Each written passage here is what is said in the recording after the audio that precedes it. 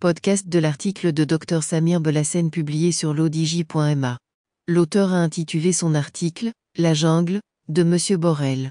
Agaçant pour les uns, douloureux pour les autres. Il commence son article ainsi. Le jardin européen de Joseph Borrell se construit en pillant la jungle. Joseph Massad. Le raciste est celui qui pense que tout ce qui est trop différent de lui le menace dans sa tranquillité. Tahar Benjeloun.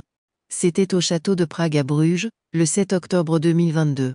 S'inspirant, 20 ans après, de la métaphore d'un autre raciste Ehud Barak, qui avait qualifié l'État sioniste de villa dans la jungle, le responsable de la politique étrangère de l'Union européenne a osé, oui, l'Europe est un jardin.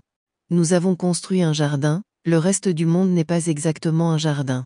La plus grande partie du reste du monde est une jungle, et la jungle pourrait envahir le jardin. L'auteur poursuit son article ainsi. Notre ami socialiste espagnol catalan est aussi un ancien volontaire dans un kibboutz fondé par des colons juifs polonais en 1946. Les déclarations racistes du responsable de la politique étrangère de l'Union européenne sont le symbole nauséabond du néocolonialisme continu de l'Europe en Asie et en Afrique que certains suprémacistes blancs européens affichent de plus en plus. L'Europe représenterait pour notre ami la civilisation, le jardin, tandis que le reste du monde incarne la sauvagerie, la jungle. Cela démontre d'abord l'ignorance d'un grand responsable européen, le premier responsable de la politique étrangère du fameux jardin. Je veux noter ici la reprise de la notion biblique de jardin, hébreu gan, gana, au sens large, enclos aux environs des villes, planté d'arbres et d'arbustes, entouré de haies épineuses ou de murs de pierre pour protéger vignes et vergers contre bêtes et voleurs.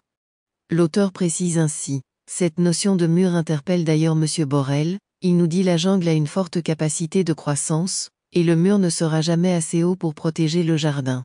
De tout temps les résistants aux génocides coloniaux du jardin étaient considérés comme des terroristes, des barbares, ou des sauvages. Pour rappel, les autochtones des Amériques ont été souvent décrits comme des sauvages. En Algérie, au Maroc, au Vietnam, en Nouvelle-Calédonie comme en Irak les peuples qui ont résisté ont été qualifiés de sauvages, de barbares et de terroristes. Le jardin de M. Borrell a été construit par la grâce de l'esclavage et cultivé par le colonialisme et n'est entretenu par ce néocolonialisme. L'auteur conclut son article. Le silence assourdissant de beaucoup de responsables de la jungle, devant cette métaphore impérialiste et raciste dans un discours d'ouverture de l'Académie diplomatique européenne, est à mon avis plus condamnable que le discours de M. Borrell lui-même. Rédigé par Dr Samir Belhassen, et lu par l'intelligence artificielle de l'ODJ Media. N'oubliez pas de télécharger notre application l'ODJ Mobile sur Android et iOS, et de vous abonner à notre chaîne YouTube l'ODJ TV, si vous souhaitez être au courant des dernières actualités, podcasts et émissions télévisées.